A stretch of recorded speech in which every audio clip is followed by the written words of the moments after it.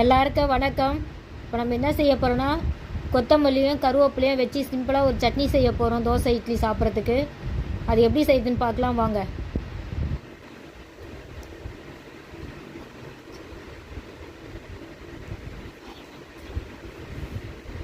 குயிக்காக ஒரு சட்னி முடிக்கணும்னா 5 நிமிஷத்தில் நம்ம முடிச்சிடலாம்.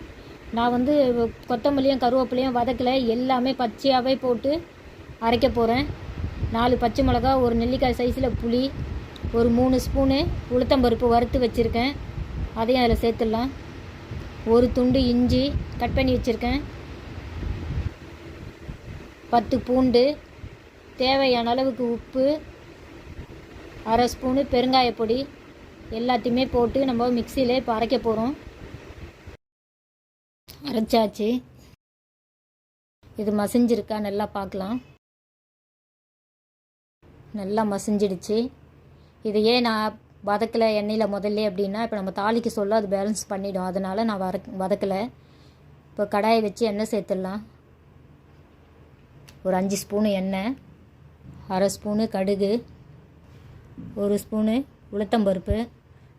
உளுத்தம்பருப்பு வதக்கி நம்ம தாளிச்சோம்னா நல்லா வாசனையாக இருக்கும். அது கூட 1/4 டீஸ்பூன் ஜீரகம். இப்போ அரைச்சி வச்சதை நம்ம இதில் சேர்த்துடலாம். நம்ம ஆல்ரெடி பெருங்காயெல்லாம் போட்டு தான் அரைச்சி வச்சுருக்கோம். இப்போ பெருங்காயெல்லாம் சேர்க்க தேவையில்லை. இப்போ அந்த ஜார்லேயே கொஞ்சம் தண்ணி விட்டு இதில் சேர்த்துருவோம்.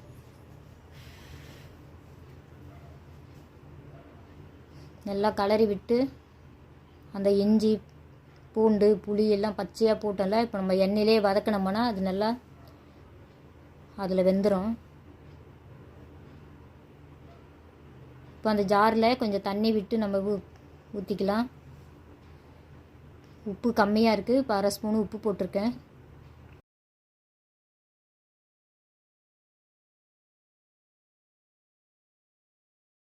அவ்வளோதான், செஞ்சு முடித்தாச்சு. இது இட்லிக்கு தோசைக்கெல்லாம் தொட்டு சாப்பிட்லாம், நல்லாயிருக்கும். இது பிடிச்சிருந்ததுன்னா உங்கள் வீட்டில் செஞ்சு பார்த்துட்டு கமெண்ட்டில் சொல்லுங்கள். கோகுன் சமையல் சேனலுக்கு சப்ஸ்கிரைப் பண்ணுங்கள். நன்றி.